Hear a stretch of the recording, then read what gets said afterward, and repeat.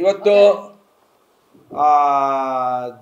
ಪರಮೇಶ್ ಸಾಹೇಬರು ಒಂದು ಹೇಳಿಕೆ ಕೊಟ್ಟಿದ್ದಾರೆ.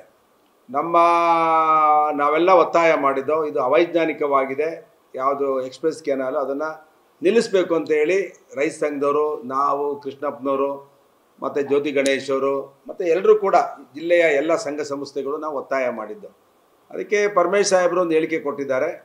ನಾವು ಮುಖ್ಯಮಂತ್ರಿಗಳ ಜೊತೆ ಒಂದು ಭೇಟಿ ಮಾಡಿಸ್ತೀವಿ, ಜಲಸಂಪನ್ಮೂಲ ಸಚಿವರೇ ಅಂತಿಮ ಅಂತ ಹೇಳಿದ್ದಾರೆ. ನಮ್ಮದು ಜಲಸಂಪನ್ಮೂಲ ಸಚಿವರದ್ದು ಅಂತಿಮನೋ ಇಲ್ಲ ಮುಖ್ಯಮಂತ್ರಿಗಳದ್ದು ಅಂತಿಮನೋ ಅದು ಒಂದು ಭಾಗ, ಸರ್ಕಾರ ನಿರ್ಣಯ ಮಾಡುವಂಥದ್ದು. ನಾವು ಇವತ್ತು ಒತ್ತಾಯ ಮಾಡ್ತಿರೋದು ರೈತ ಸಂಘದಿಂದ, ನಾವೆಲ್ಲ ಜಿಲ್ಲೆಯ ರೈತರ ಹಿತರಕ್ಷಣೆ ವೇದಿಕೆಯಿಂದ ನಾವು ಒತ್ತಾಯ ಮಾಡ್ತಿರೋದು ಇದು ಅವೈಜ್ಞಾನಿಕವಾಗಿದೆ. ಈ ನಾಲೆಯ ಒರಿಜಿನಾಲಿಟಿ ಏನಿದೆ ಅದ್ರ ಮುಖಾಂತರ ನೀರನ್ನು ಕೊಂಡೋಗಬೇಕು. ನೀವು ಎಲ್ಲಿಗಾರು ಕೊಂಡೋಗ್ರಿ, ನಮ್ಮದೇನು ತಕರಾರಿಲ್ಲ. ಈಗಿರೋ ಏನೋ ವಿನ್ಯಾಸ ಇದೆ, 40 ವರ್ಷದ ಹಿಂದೆ ಆದಂಥ ವಿನ್ಯಾಸ ಮಾಡಿಫಿಕೇಷನ್ ಆಗಿ ಈಗ 1400 ಕ್ಯೂಸಿಕ್ಸ್ ನೀರು ಡಿಸ್ಚಾರ್ಜ್ ಆಗುವಂಥ ಒಂದು ನಾಲೆ ಇವತ್ತು ಆಧುನೀಕರಣ ಆಗಿದೆ. ಅದರ ಮುಖಾಂತರ ಮಾಗಡಿಗಾರು ತೊಗೊಂಡೋಗ್ಲಿ, ಕುಣಿಗಲ್ಲಾರು ತೊಗೊಂಡೋಗ್ಲಿ ಅನ್ನೋದು ಇಡೀ ಜಿಲ್ಲೆಯ ಜನರ ರೈತರ ಒತ್ತಾಯ. ಯಾಕೆ ಇದನ್ನು ವಿರೋಧ ಮಾಡ್ತಿದ್ದೀವಿ ಅಂತ ಹೇಳಿದ್ರೆ, ಈ ಎಕ್ಸ್ಪ್ರೆಸ್ ಕೆನಾಲ್ ಆಗೋದ್ರಿಂದ 8 ತಾಲೂಕುಗಳಿಗೆ, ತುಮಕೂರು ಜಿಲ್ಲೆಯ 8 ತಾಲೂಕುಗಳಿಗೆ ಹೇಮಾವತಿ ನೀರು ದಕ್ಕಲ್ಲ ಅನ್ನೋದು ಜನರ ಅಭಿಪ್ರಾಯ, ಸುರೇಶ್ ಗೌಡನ ಅಭಿಪ್ರಾಯ ಅಲ್ಲ. ಅದರಿಂದ ನಾವು ಒತ್ತಾಯ ಮಾಡಿದ್ದೇನೆಂದರೆ ಈ ಯೋಜನೆ ಅವೈಜ್ಞಾನಿಕವಾಗಿದೆ. ಅದಕ್ಕೆ ನಾವು ಒತ್ತಾಯ ಮಾಡಿದ್ದೋ, ಈ ಯೋಜನೆ ಆದಾಗಲೇ KDP ಮೀಟಿಂಗಲ್ಲಿ ಮಾನ್ಯ ಜಿಲ್ಲಾ ಉಸ್ತುವಾರಿ ಸಚಿವರ ಅಧ್ಯಕ್ಷತೆಯಲ್ಲಿ ನಡೆದಂಥ ಒಂದು ಸಭೆಯಲ್ಲಿ ಇಡೀ ಜಿಲ್ಲೆಯ MLAಗಳು ಒತ್ತಾಯ ಮಾಡಿದ್ದೋ, ಇದನ್ನು ಒಂದು ಟೆಕ್ನಿಕಲ್ ಆಗಿ ಫೀಸಿಬಿಲಿಟಿ ನೋಡಬೇಕು ಅಂತೇಳಿ.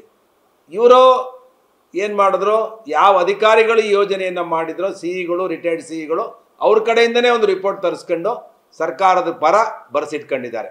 ಅದಕ್ಕೆ ನಾವು ಇವತ್ತು ಒತ್ತಾಯ ಮಾಡ್ತಿದ್ದೇವೆ. ಇದು ನಮ್ಮ ರಾಯಚೂರಲ್ಲಿ IIT ಇದೆ, ಎಲ್ಲಿ ನಮ್ಮ ಬೆಳಗಾಂ ಪಕ್ಕ ಇದೆಯಲ್ಲ,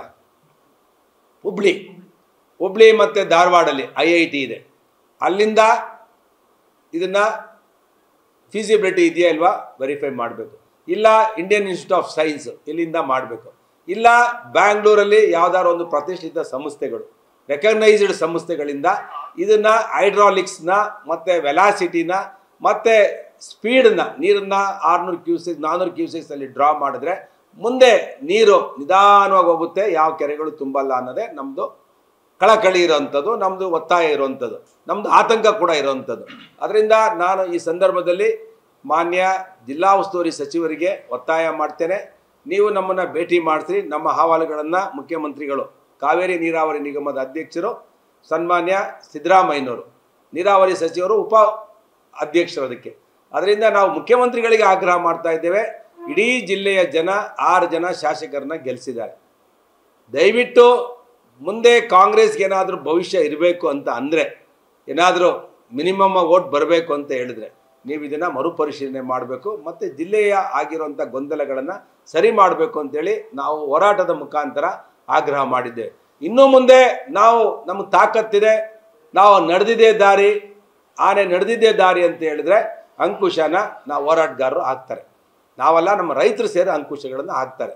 ಮುಂದೆ ಆಗುವಂಥ ಗಲಭೆಗಳಿಗೆ ನೀವು ಸರ್ಕಾರ ಹೊಣೆ ಆಗಬೇಕಾಗುತ್ತೆ. ಇವತ್ತೇನು RCBಲಿ ಗೊಂದಲ ಮಾಡ್ಕೊಂಡಿದ್ರ, ಅದೇ ರೀತಿ ಇದ್ರಲ್ಲೂ ಗೊಂದಲ ಮಾಡ್ಕೊಳ್ಳೋಕೆ ಹೋಗಬೇಡಿ. ನಿಮ್ಮ ಸರ್ಕಾರಕ್ಕೆ ಬಹಳ ಕೆಟ್ಟ ಹೆಸರು ಬರುತ್ತೆ. ನೀವು ಮುಖ್ಯಮಂತ್ರಿಗಳ ಮೇಲೆ ನಮಗೆ ವಿಶ್ವಾಸ ಇದೆ, ಕೂಡಲೇ ಇದನ್ನು ಮರುಪರಿಶೀಲನೆ ಮಾಡಿ ತಕ್ಷಣ ಈ ಯೋಜನೆಯನ್ನು ರದ್ದು ಮಾಡಬೇಕು.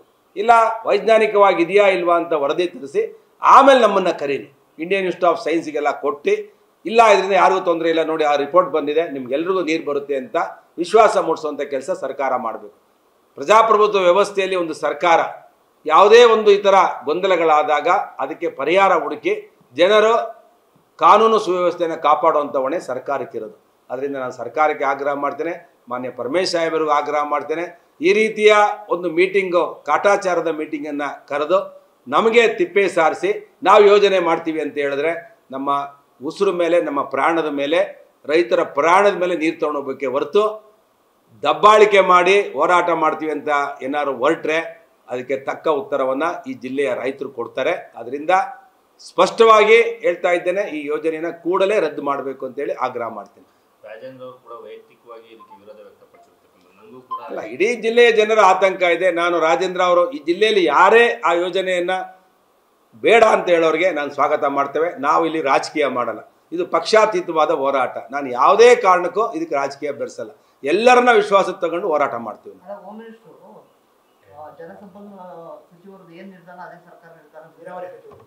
ನೋಡ್ರಿ, ಇಲ್ಲಿ ಕ್ಯಾಬಿನೆಟ್ಟಲ್ಲಿ ಕಾವೇರಿ ನೀರಾವರಿ ನಿಗಮದ ಅಧ್ಯಕ್ಷರು ಬಂದು ಮಾನ್ಯ ಮುಖ್ಯಮಂತ್ರಿಗಳು, ಆಮೇಲೆ ಜಲಸಂಪನ್ಮೂಲ ಸಚಿವರಿಗೆ ಬರ್ತದೆ. ಇದು ಯಾವುದೇ ಯೋಜನೆ ಅಪ್ರೂವಲ್ ಆಗಬೇಕಾದ್ರೆ ಫಸ್ಟು ನಿರ್ಣಯ ಆಗೋದು ಅಲ್ಲಿ chairman, under the chairmanship of chief minister. ಮುಖ್ಯಮಂತ್ರಿಗಳಿಗೆ ನಾನು ಆಗ್ರಹ ಮಾಡೋದು, ಮುಖ್ಯಮಂತ್ರಿಗಳು ಇದನ್ನು ಕುಲಂಕುಷವಾಗಿ ಪರಿಶೀಲನೆ ಮಾಡಿ ನಿರ್ಧಾರ ತಗೋಬೇಕು ಅನ್ನೋದು ನಮ್ಮದು ಒತ್ತಾಯ. ನ್ಯೂಸ್ ಫಸ್ಟ್, ನಿರ್ಭೀತಿಯಿಂದ ನಿಮ್ಮ ಪರವಾಗಿ.